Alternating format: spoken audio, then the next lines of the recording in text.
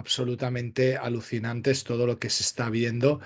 Y justo esta mañana he ido a Antena 3, a Espejo Público, y yo les comentaba, ¿no? Les decía, digo, es que todo depende de una noticia, ¿no? De un acontecimiento. Pero hay una cosa que Trump no tenía contemplada, ¿no? Y el resumen, para mí el resumen de el movimiento que acaba de hacer es este. Este es el culpable por el cual Trump se ha dado cuenta de que los objetivos que él tenía no se podían cumplir. Él lo que quería era una presión a la Reserva Federal para poder bajar tipos de interés, esperando que la gente se refugiara en los bonos del Tesoro y de esta manera, al comprar bonos, bajar la rentabilidad. Pero como podéis daros cuenta, en los 3 últimos días, este indicador, que es el más claro para ver cómo evoluciona la rentabilidad del bono americano, fijaros cómo estaba a 93,6 y ha hecho un mínimo de 86. Para quien no lo sepa, el- la cotización del bono y la evolución de los tipos de interés van inversamente proporcionales. Es decir, cuanto más baja el precio del bono, más sube la rentabilidad a pagar, ¿no? Fijaros, por ejemplo, pues si echamos vistas atrás, ¿no? Fijaros que cuando los tipos de interés americanos estaban bien bajos, pues fijaros cómo el bono estaba muy arriba, ¿no? En niveles de 150. Ha sido ir bajando el precio y subir la rentabilidad. Claro, al final el mercado de deuda americano es muy grande, ¿no? Y son inversores internacionales quienes están financiando a Estados Unidos, ¿no?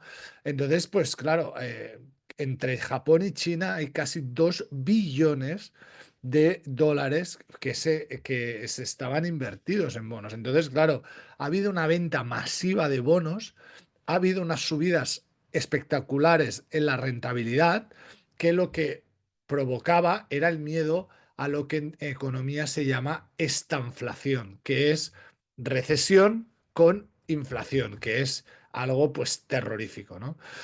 Trump durante el día de hoy ha reculado en un movimiento histórico de los índices. Fijaros en gráfico de 5 minutos, ¿no? Que se ve mejor cómo ha subido el Nasdaq, por ejemplo, de 17.300 a primera instancia, 18.700. O sea, esto vale centenares de miles de millones de dólares hacer esto. O sea, es una absoluta salvajada el hacer esto con un índice como el Nasdaq o el SP 500. O sea, es una cosa estratosférica y que hemos de tomar magnitud del asunto. Y que en términos bursátiles eh, no ha pasado nada. Es decir, lo que se está produciendo, que en otras ocasiones ya lo hemos visto también, es que se produce un rebote tremendo dentro de un escenario tremendamente bajista. Porque, claro, hay una serie de niveles donde los índices habían perdido, que eran soportes, y que ahora automáticamente pasan a ser resistencias. Yo, con todo el grupo de alumnos, siempre controlábamos mucho la media de 200 semanas, que en el caso del SP y el Nasdaq no han llegado a tocar.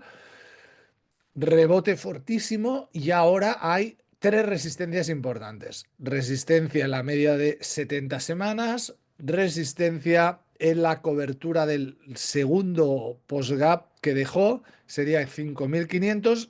Tercera resistencia, la media de 200 y cuarta resistencia, perdón, la media de 70. Es decir, que hay un camino lleno de resistencias y al igual que esta mañana, pues yo le decía a Susana Griso, ¿no? Pues oye, no es el momento de vender en pánico porque nos ha enseñado las bolsas, ¿no? De que estos movimientos tan abruptos, ¿no? Pues siempre suelen tener rebotes muy fuertes, pero tampoco es el momento de comprar. ¿Por qué? Porque los valores estaban totalmente bajistas, están totalmente bajistas y no hay referencias de stop loss. Ahora no hay que dejarse llevar por la euforia, es decir, estos rebotes tan exagerados eh, pueden desaparecer en cualquier día, entonces hay que tener mucha precaución y ceñirse más que nunca a la única referencia que tenemos, que son los gráficos. O sea, dentro de toda esta vorágine que ha ido pasando, solo los gráficos y solo las estadísticas nos pueden dar un poco de luz a todo este embrollo que ha ocurrido, ¿no? Vamos a mirar algunas cosas que ayer pasaban y que creo que, pues, al ser una sesión mensual, pues creo que es bonito de recordar, ¿no? Porque ayer se vivieron cosas muy históricas, ¿no? Ayer el SP 500 acababa de registrar su mayor reversión intradía de la historia, es decir, ayer el SP 500 pasó de subir a bajar unos porcentajes tan grandes que nunca en la historia, y fue fundado en 1957, había sucedido anteriormente. Esto fue incluso mayor que en el 2020, en el 2008 y 2001. Y como comentaba esta cuenta, acabas de presenciar historia. Ayer Apple perdió la media de 200 semanas. O sea que esto también es un acontecimiento que no pasaba, y ahora lo veremos. Ayer Apple vemos cómo perdió la media de 200 semanas, cerró aquí debajo, hoy con el boom de la noticia ha recuperado, pero fijaros que le queda un montón. ¿Por qué? Porque está plagado de resistencias, ¿no?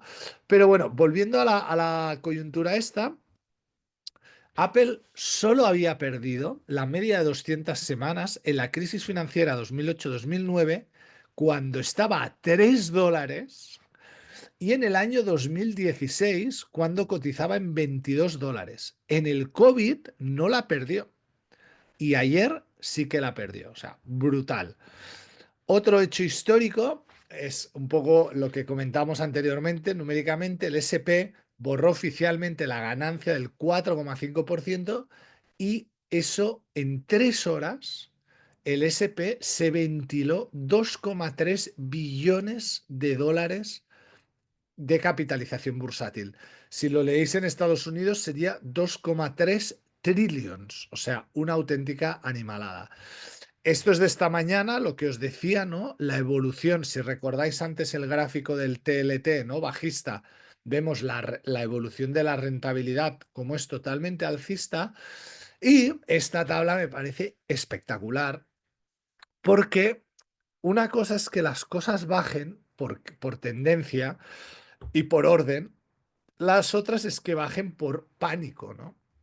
Como sabéis, el VIX es el indicador del miedo y es el indicador que marca cuando el mercado está sobreactuando, perdón, sobre reaccionando. He hecho aquí un mix.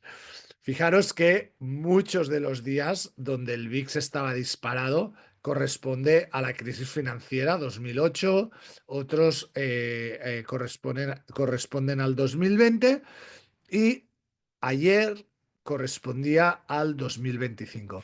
Pero fijaros la evolución tan brutal en todos los 69 escenarios anteriores, donde el VIX ha sido superior a 50.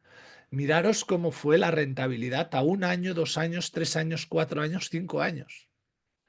Es decir, estamos ante una oportunidad histórica de rebote. Si no estuviera Trump, os diría probablemente. Pero claro, estando Trump y estando en esta coyuntura de total incertidumbre, en esta coyuntura de que movemos por una noticia, pues es tremendamente difícil aventurarse a decir que algo así puede pasar en un plazo de 3 o 5 años. O sea, es imposible hacer planes. Lo que está claro, y creo que no hemos parado de decirlo, es que la volatilidad está servida para todo su mandato, ¿no? Y creo que eso es algo que los que nos gusta la bolsa, pues le hemos de agradecer, ¿no? Me decía hoy Susana Griso, ¿me estás preocupada? Digo, estoy con Walt Disney, con un niño en Walt Disney, porque claro, es que es increíble lo que estamos asistiendo, ¿no? Entonces, verdaderamente, pues es un momento en el que hay que ser ultra metódico, súper metódico, hay que tener los stop los muy bien definidos y sobre todo hay que tener claro que no hay que dejarse llevar por la emoción. Es decir, en un día como hoy, que ahora mismo, por ejemplo, tengo allí a varias pantallas. El Nasdaq sube un 10%, Tesla sube un 19%, MicroStrategy sube un 20 no sé qué por ciento, 24%. Lo que no hay que hacer es dejarse llevar por la euforia, la emoción. Mañana los Europa va a abrir con unos gaps alcistas tremendos, tremendos. Ya veréis, puede ser que veamos valores con gaps alcistas del 10, 12%, 15%, y lo que no hay que hacer ahí es comprar. Eso lo tenemos claro, porque la euforia, y esto lo hemos visto, pues lo vimos el lunes, ¿no? Con el miedo que hubo, por ejemplo, pues con el Banco Santander, con ese pánico, con ese miedo que hubo, pues lo que vimos es la recuperación. ¿Quiere decir que mañana, después de la euforia, habrá una corrección? Pues yo me atrevería a decir que probablemente sí, ¿eh?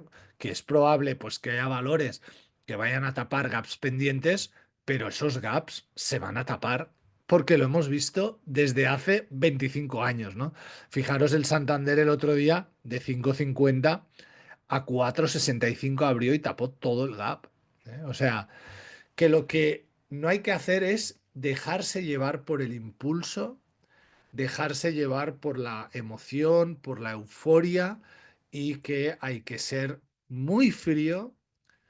Y yo creo que algo que nos ha demostrado esto, que pues lógicamente, ¿no? Depende de en qué fase os ha cogido, pues habrá personas que os habrá cogido demasiado pronto, pero lo que sí que es bonito de ver es que estos son cosas, son patrones que se repiten en el tiempo, ¿no? Y que al fin y al cabo son situaciones pues que hay que entrenarse para cuando suceden y aprovecharlas, ¿no?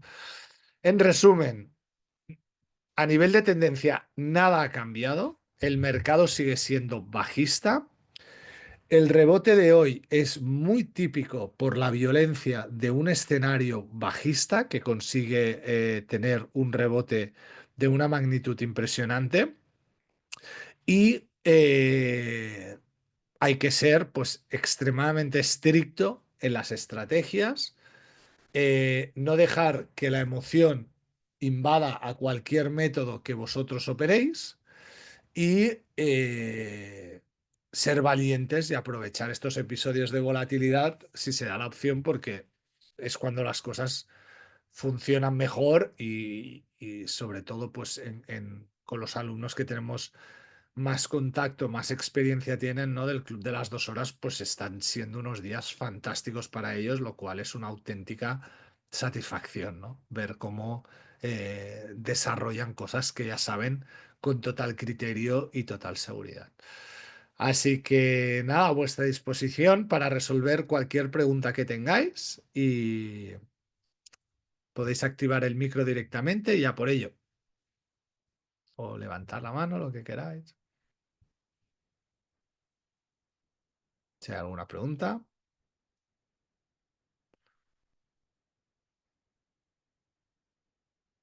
Desde luego es increíble, ¿eh? O sea, cómo cambia todo en una tarde, ¿no? O sea, es increíble, es increíble. ¿Rubén?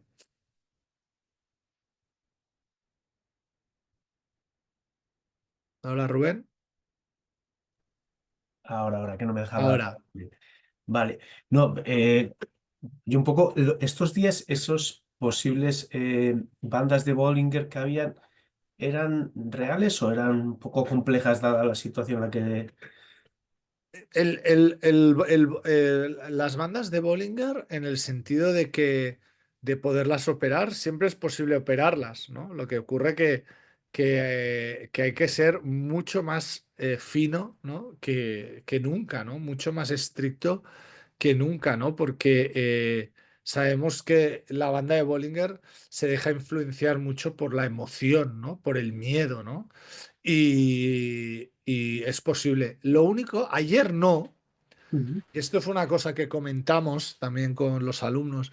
Ayer no, ¿por qué? Porque ayer se daba la circunstancia de que el Nasdaq habría, ¿no? Con un gap del 3%, ¿no? Ya cerró antes de ayer a 17.400, abrió 18.000, ¿no? Entonces muchos valores entraron en Bollinger por esta situación, ¿no?